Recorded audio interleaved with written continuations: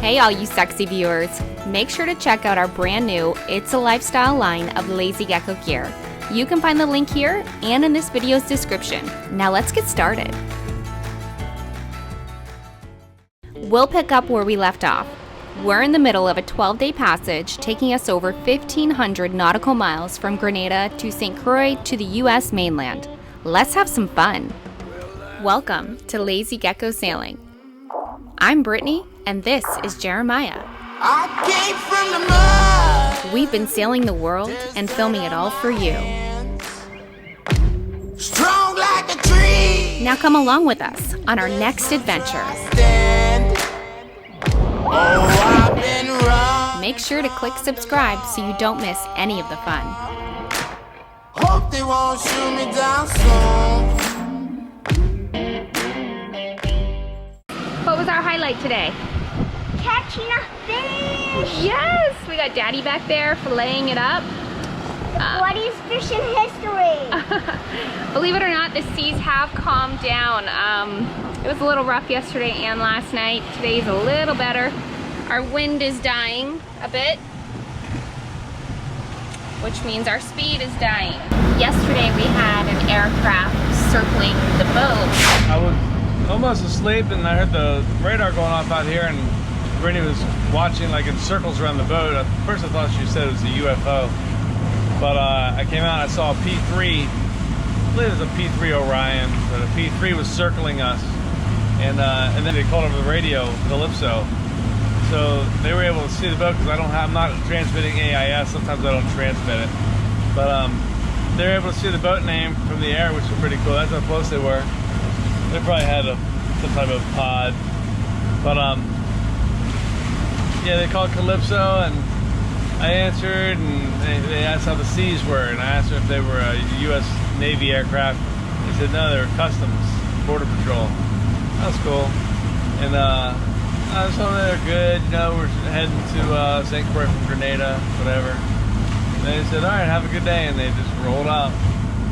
That was pretty cool. Got buzzed by a P3. Very interesting. We're about a day away from St. Croix. We've decided to sail towards the west side of the island and anchor for the night. It was right along the way. 3,000 miles from home, trying to say that I will get there soon. 30 days I walk down this way, singing my madness to the moon.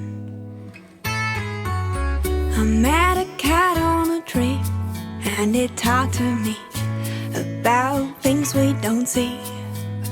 I asked it, how do I know which is the right way to go to get me home? And it said, don't. Well, this is what you do. A lot of sitting and staring, thinking, listening to music, napping. We get so many questions about what it's like when you're off sailing from place to place. It's pretty much filled up with pure boredom, split up by moments of pure terror. It's time to pull into St. Croix for a few hours of rest.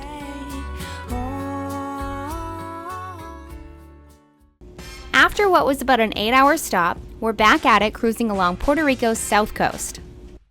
We are on day 4 of the passage from Grenada to the United States. Day 3 was a bit rough. We were having trouble sleeping, beating up wind for the last little part. We ended up going into St. Croix, which we've never been before, so we can check that off the list.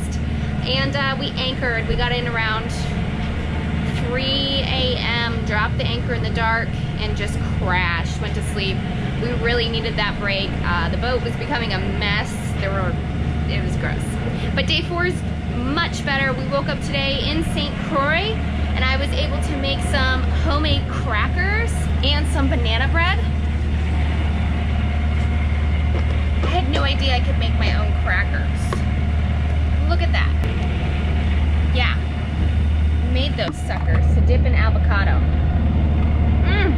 So good. They're really yummy. Right now, Jeremiah's at the helm. It's his shift. It's pretty relaxing because we have following seas light winds. So it's my shift here soon in about 45 minutes.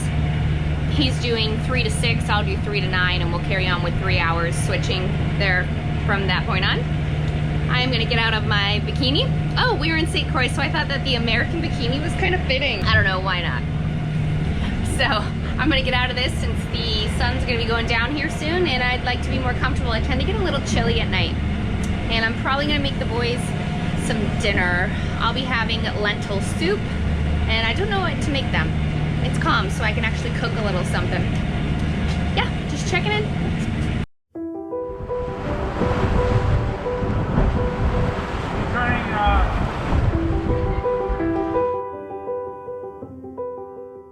We've rounded Puerto Rico's south coast and are headed northwest. The winds have been light, but we've got a little burst here, so we'll toss up the sails and take advantage of nature's fuel.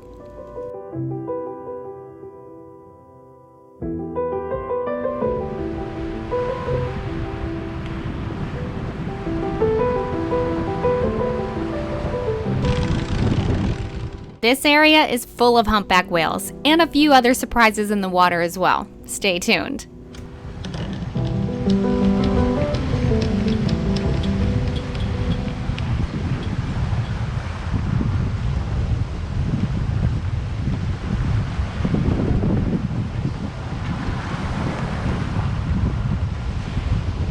Hello, pretty girl.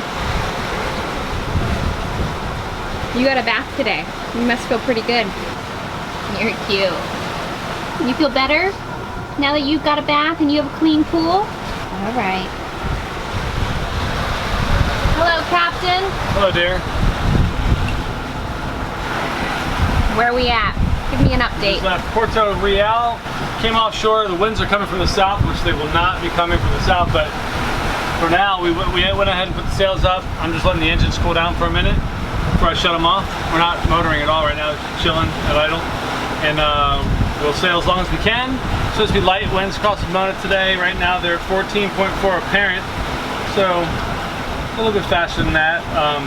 But I have a feeling they're going to swing around. But either way, we can keep sailing every minute we can. That's what we'll do because we're trying to conserve fuel. Wow. I mean, we have a shit ton of fuel. We have a lot of fuel. We have our full tanks and then 50 extra gallons on the boat. 10 5-gallon cans. It's like we're crossing an ocean. I'm gonna shut this down.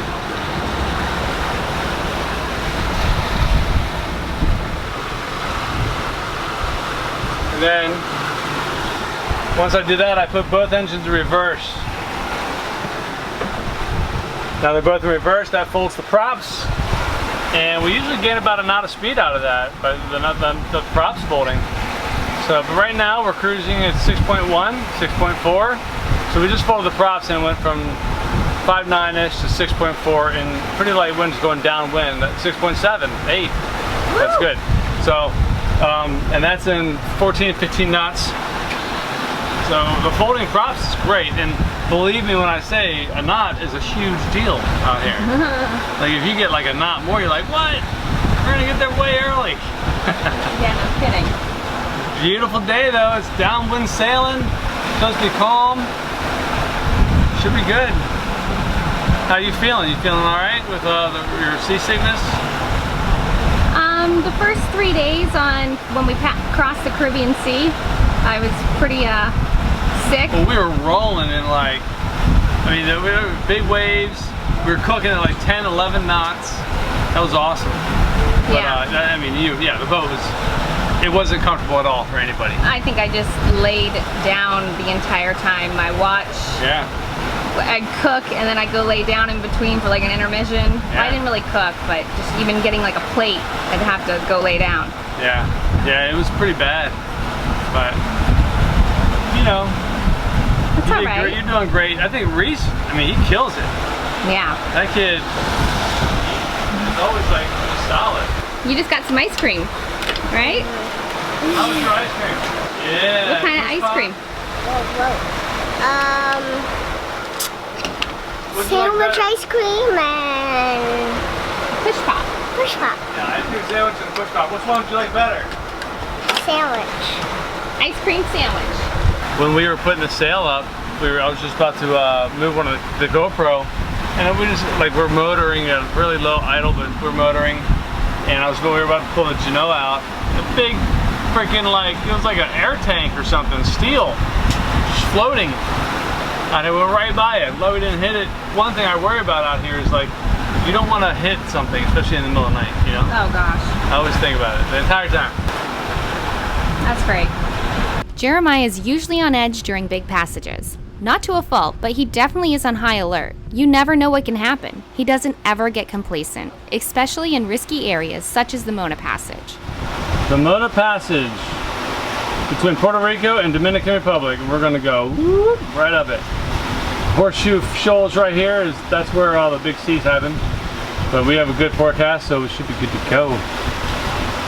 Should take, at this speed, 20 hours, 21 hours, 22 hours. Go up into your speed. It jumps up and down, which is not bad at all.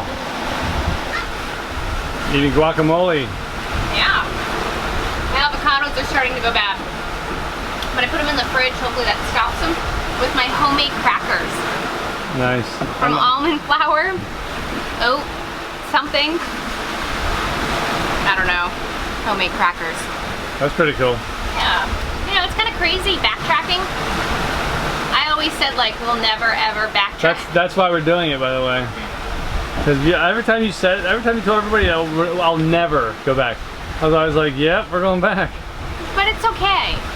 You know, everything's on lockdown in the Caribbean, which is fine, but yep. I don't want to spend our time doing 2-week, you know. Yeah, I'm with you. We can get in, and then we've been in Grenada. We love Grenada, but at least we can move on and see something new and then come back, do what we missed, and continue on. So you excited about cruising the Northeast? I am. I really love the cold. You don't? Our son is half Canadian, so he might love the cold too. He'll love it. He loves everything. He's pretty versatile as a little kid. He loves everything. Yeah. And he adapts so well. I love it. It's great. Because doing this, you constantly have to adapt each day, you know, so. I would like cold, but I wouldn't want to be ice cold. I wouldn't like to be ice. He doesn't want to be ice. Me either. But I'm excited to go all the way up to Maine, come back down, you know, and who knows? It's something we've never done. It's apparently gorgeous, beautiful. There's lots of little islands. What is it? Rhode Island, Block Island, Chesapeake Bay. We can go crab. There's so much to see, and then we'll come on back. Maybe We'll see. No. Maybe we'll go to Jamaica. I don't know. Maybe we'll just go straight to Panama. Who knows? Who knows? Doesn't matter. Europe. Wherever the winds take you. That's right. You know, that's the beautiful thing about not having a time crunch. I imagine it's really hard to do cruising when you only have 6 months to knock something out, or a year, and a lot of people only have that much time, so it's really cool that we can make it work into our lives for an everyday. Yeah. But then we lose out on having a house and all that. I don't know. It is what it is. This is our house. This is our house. It's our house. It floats. Our house floats in the boat. Yeah. That's the reality. And our dog sits in a pool on passages. Hi, Bella. Not to mention our kid picks his nose.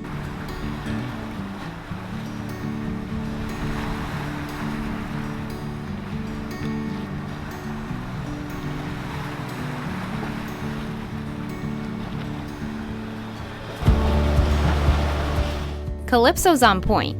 We could feel that she was working well. She felt happy. Happy boat, happy crew.